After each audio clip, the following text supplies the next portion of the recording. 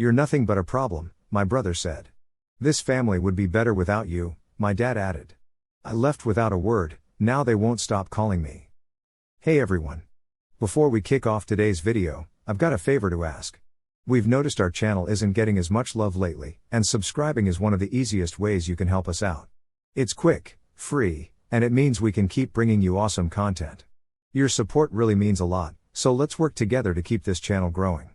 Thanks a bunch. Now, let's dive into the video. Hey, I'm Nate. I'm 28, single, and I don't have any kids. If you ask my family, especially my dad and my older brother Mark, they'd probably call me a walking disaster. Last time I went home, Mark actually told me that right to my face, and then my dad chimed in, saying the family would finally have some peace if I wasn't around.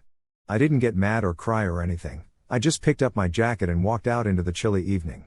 That was 8 days ago. Since then, I've gone radio silent, no calls, no texts, no likes on social media. But this morning? I woke up to 17 missed calls from them. But let me backtrack a bit because this didn't just start last week. It's been brewing for years, maybe even since we were kids. Mark was always the family superstar, captain of the football team, straight A student, never got into trouble. You know, the kind of kid whose achievements parents show off. I, on the other hand, was the artsy one, into drawing, reading, music, all the stuff Mark wasn't into. Where he got applause, I got warnings. "Why can't you be more like your brother?" was practically our family motto. By high school, I'd already accepted that I was the family letdown. Things got worse after Mom died 5 years ago. She was the only one who really got me, the one who kept things balanced. After she was gone, Dad stopped pretending to tolerate me, and Mark took over as the family's moral compass, which basically meant everything had to go his way. I usually chose to go my own way instead. Still, I made an effort. I'd show up for birthdays, help with house repairs, even lent Mark $5,000 for a car down payment and never asked for it back. But nothing I did changed their view of me. If I disagreed with them, I was difficult. If I didn't want to help paint a garage on a weekend, I was ungrateful. When I landed a remote IT job and moved into my own place, Dad's reaction wasn't congrats, it was don't screw this up. The latest drama started over something silly. We were all at Dad's for dinner, me, Mark, his wife Lauren, and their 2 kids. I brought homemade tiramisu, which I'd spent all morning on. Lauren looked at it and said, "Oh, it's got alcohol in it, the kids can't have this," because yeah, there was a bit of Marsala wine, but seriously, who was forcing the kids to eat it? I calmly said, "It's mostly for the adults, but I can make something else next time." Mark didn't like that and muttered, "Always has to be different." I ignored it, even though it irked me. Then Lauren suggested ordering something kid-friendly and Dad chimed in with, "See, this is the problem, you always make things more complicated." I left the room, trying to cool down. That's when Mark came into the kitchen, leaned against the fridge, and straight up told me, "You're nothing but a problem, Nate." He said it like he was discussing the weather, no hint of remorse or awareness. I just looked at him, grabbed my coat from the dining room, and as I'm walking out, Dad, without even looking up from his plate, adds, "This family would finally have peace without you." No one stopped me, not even Lauren, who at least used to pretend to be neutral. I sat in my car for a while, feeling empty, like I'd just attended a funeral for a relationship I'd been trying to save for way too long. That night, I packed a bag and left for my apartment in the city, promising myself I wouldn't reach out again.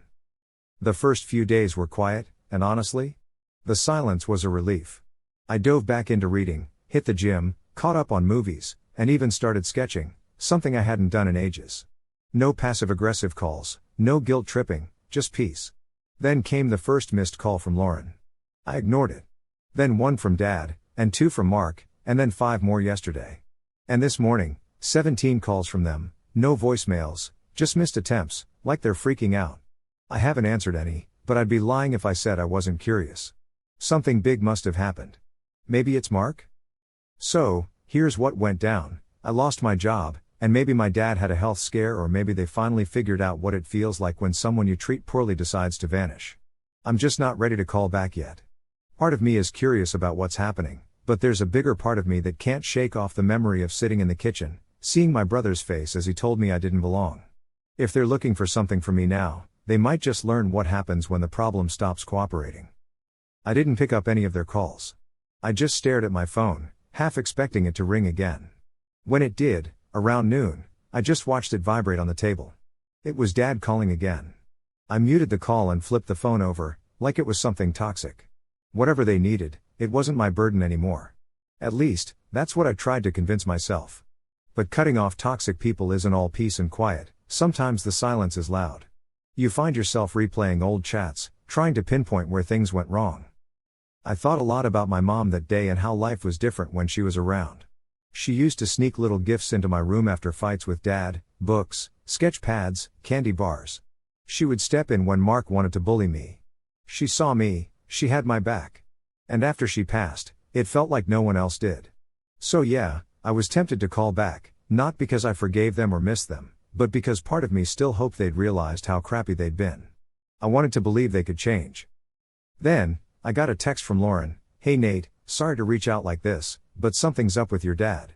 He's been in and out of the hospital since Tuesday. Mark's overwhelmed. Can you call when you have a sec?" I stared at the message for what felt like forever before locking my phone. Hospital since Tuesday? That was 4 days ago, and now they decide to text me? After everything they've said, after telling me they'd be better off without me, now they want me to rush over when things fall apart. I sat down on my couch, elbows on knees, trying to calm my breathing. My first thought was guilt, I'll admit that, but then it quickly turned into confusion and then anger. Not just at the message but at its underlying assumption. Because let's face it, they don't want me there to support them, they want me to fix things like always. That was my role, right? The emotional punching bag, the quiet helper, the scapegoat, the backup plan. I was the one who picked up their messes without complaint, covered emergency bills when Mark's gigs fell through, and quietly paid toward Dad's medical debts 2 years ago when nobody else stepped up. And now, after pushing me away, they're realizing how many invisible threads I've been holding together. But here's the kicker, they didn't even tell me Dad was sick. I found out through a third-party text from someone who'd never once defended me during family drama. No direct call, no heartfelt message, just a guilt trip dropped in my lap. I didn't bother replying. Instead, I opened my banking app. For the past year, I've been secretly putting $500 a month toward Dad's health insurance premiums. I set it up after overhearing him complain about how expensive the new plan was. I never told him, I let him think it was some anonymous government help. It was easier that way. But now, I looked at that line item in my budget and realized it didn't belong to me anymore. That version of me, the one who took their crap, stayed silent, and kept giving out of some twisted sense of duty, walked out of their lives last week and didn't look back. So, I canceled the autopay. I thought I'd feel bad, but I didn't. I felt lighter, like a weight had lifted, and I could finally breathe easier. Then another text popped up, this time from Mark. "I don't care what happened last week. We need to talk. Call me now." No apology, no "hey, I'm sorry we were jerks," just an order, like he still thought he could summon me anytime. I chuckled for the first time in days. The nerve would have been amusing if it wasn't so typical. He hadn't changed, none of them had. They weren't reaching out because they missed me, they were reaching out because their house of cards had collapsed and now they were feeling the cracks. So, I didn't call him back, didn't reply. Instead, I opened my notes app and started jotting down everything. I was still footing the bill for all sorts of things back at my dad's place. I covered the utilities, the car insurance that Mark never bothered to switch from my name, and even the phone plan Lauren was secretly still using because changing it felt like too much drama. But I had finally had enough. I made a list of everything and began crossing them off one by one. If they wanted me out of their lives, they'd better figure out the price of losing the person quietly keeping everything running. I was halfway through that list when my phone buzzed again. Same number. I decided to pick up this time, expecting Mark, but was stunned when I heard my dad's voice. It was shaky and weak, not from illness but because he realized just who he'd pushed away and that I held all the cards now. I didn't say hello or what do you want now? I just let the silence hang. He didn't speak for a few beats either, and all I could hear was the faint beep of what I guessed was a hospital monitor. Finally, he croaked out, "Nate, I know you probably don't want to hear from me," and honestly, he was right. I kept my mouth shut, waiting to see where he'd take this without any help from me. He cleared his throat like he was stalling for time or maybe trying to steady his voice. His next words came slower, heavier. "I've been in the hospital. They found some things wrong. Mark's been handling it, but..." His breath caught. "I asked him to call you. So it wasn't even his idea." I stayed quiet, letting him sit with it. There's no easy way to say it. I've got a few blockages, and my heart's not doing great. They're talking surgery, but I'm not sure yet. "Just thought you should know," he said it like he was doing me a favor. I took a deep breath. I didn't ask about the procedure or how he felt. Instead, I broke my silence with a blunt, "And now you need something?" He didn't deny it, which told me everything. "Look," he muttered, "I didn't mean what I said the other night. I was angry, stressed. You know how it gets." I closed my eyes. That line, "you know how it gets," was the family's go-to excuse for every emotional slap they'd ever dished out. As if being treated like crap was just part of the scenery. "No," I replied, my voice calm but sharp. "I don't know how it gets because I don't talk to people like that. I don't sit across from my son and tell him he's the problem or that we'd be better off without him." Silence again. That heavy, dead quiet where you know someone's deciding whether to blow up or back down. "I didn't mean," he started. "You did," I cut in. "You meant it. You've just never faced the fallout." A long exhale from his end, no argument, that was new. But I wasn't finished. "You didn't want a son. You wanted another Mark. You got me instead, and you've been punishing me for it since I was 10. "Nate," he started again. "No," I said more firmly. "You don't get to talk now. You don't get to cut someone out of your life and then act surprised when they're not around to clean up your mess."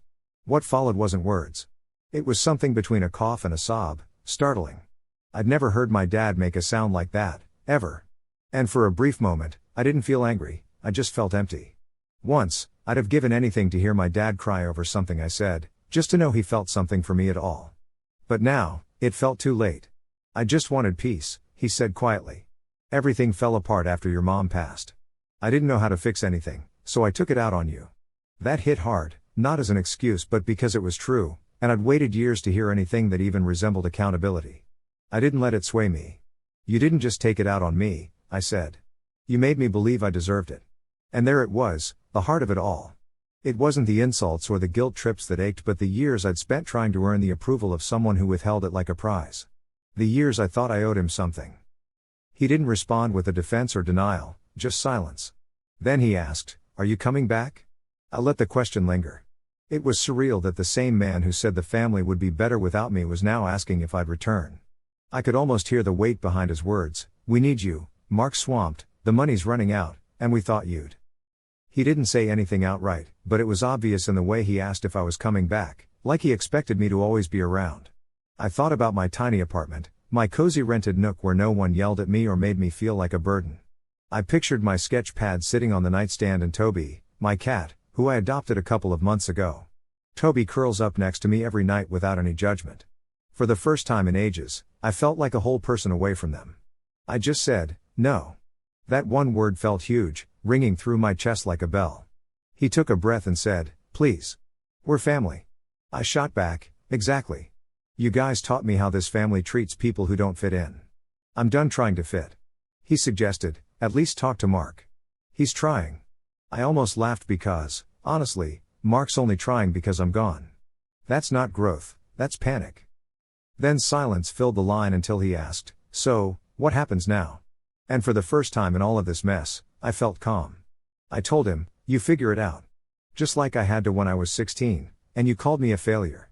Or when Mom passed, and no one even asked how I was holding up. Every time you labeled me as the problem, I had to work through it myself."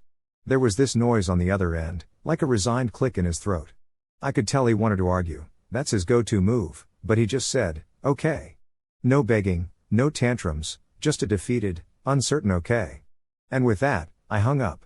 No waiting for more words, no leaving the line open for goodbyes. I just ended the call. Then, I got up, went to the kitchen, poured myself a glass of water, and stared out at the city skyline. 17 missed calls had crystallized into one moment of clarity, and they had no clue how much more was coming. I thought hanging up would be the end, but it wasn't. Over the next couple of days, messages flooded in. Some were pitiful, others angry, and some just left me scratching my head. First, there was a long, rambling apology from Lauren about misunderstandings and everyone makes mistakes. Then Mark called 12 times in one afternoon. His voicemail swung between demanding I stop punishing them and guilt-tripping me with updates about Dad's health. I didn't reply to a single one. I'd spent 28 years being the family's peacekeeper, the one they leaned on until they didn't need me anymore. Now, they wanted peace without me, they got it, with a side of unpaid bills and broken safety nets. Things really started to unravel 3 days after that final call with Dad. It was a Wednesday night around 10:30, and I was chilling on the couch, sketching, with Toby snuggled up against my leg. A chime from my email caught my attention. Notice of lapsed insurance premium policy cancelled. I knew what it was. That $500 a month policy I'd been quietly paying since last year, that was Dad's supplemental insurance. The one he thought was government subsidized. Without it, his upcoming heart surgery wouldn't be fully covered. No more low co-pays, no more brand name meds. He was now in the figure it out yourself tier. I sipped my tea and didn't even blink. 2 days later, the phone plan got cut off. That same day, Lauren sent a frantic message on Facebook Messenger. "Hey, I think something's wrong with our phones. Can you check?" I didn't respond, just blocked her. Next came the car insurance. I'd been co-signing for Mark's SUV, still in my name, from when he couldn't qualify for a loan 3 years ago. The account was spotless until I closed it. I sent one last payment for the current month, then canceled my authorization and mailed a notarized release of liability to the DMV. From that moment, anything that happened with that car was his problem. I even pulled the safety deposit box Dad had forgotten he put in my name after Mom passed. It was filled with documents, birth certificates and the deed to their old cabin they always talked about renovating. That deed was officially back to me. They never thought the so-called disappointment of the family would know how to handle legal paperwork. Then I went quiet again and waited. It didn't take long. That weekend, my doorbell rang. I didn't answer. A minute later, there was a tentative knock, unsure. Then I heard the voice, "Nate, please just open the door." It was Mark. I watched him through the peephole. He looked thinner, exhausted, his usual arrogant stance gone. Shoulders slouched, hair unkempt, dark circles under his eyes. He looked like a man on the edge. I opened the door halfway, just enough for him to know I was there, and we just stood there, silently, locked in this moment. The silence hung between us, and then he finally said, "We need help." I just nodded. I had no clue about the insurance stuff, the car issues, or the house bills. Dad was losing it, and Lauren was totally freaking out. I even had to borrow money from her parents just to buy groceries. I stayed quiet, letting him continue. It turned out Dad might not get the surgery he needs because it's gonna cost way more out of pocket. The hospital's all over us to start some kind of payment plan. Still, I waited. He finally looked up, his eyes all watery, and asked, "Why are you doing this?" I let out a small laugh, not loud, just a quick breath. "Why am I doing this?" "You called me a problem, Mark," I said. "You said the family would be better off without me, and I just agreed." He swallowed hard. "We were mad. You know how he is," he said, as if that explained everything. But I was done making excuses for Dad, and for him too. "We're your family," he tried. "No," I replied. "Family doesn't use love as a weapon. Family doesn't isolate you, belittle you, and then expect you to fix everything when it all falls apart." He looked down, rubbing the back of his neck, just like when Mom used to scold him as a kid. "I didn't think you'd actually walk away," he mumbled. "That's the thing about bridges, Mark," I shrugged. "You never think they'll burn until they're nothing but ash." He blinked, and I think the reality hit him then. There was no magic word, no quick apology that could undo years of damage in one doorstep chat. "What do you want?" he asked softly. "You want us to beg? Is this revenge?" I shook my head. "I don't want revenge. I want freedom.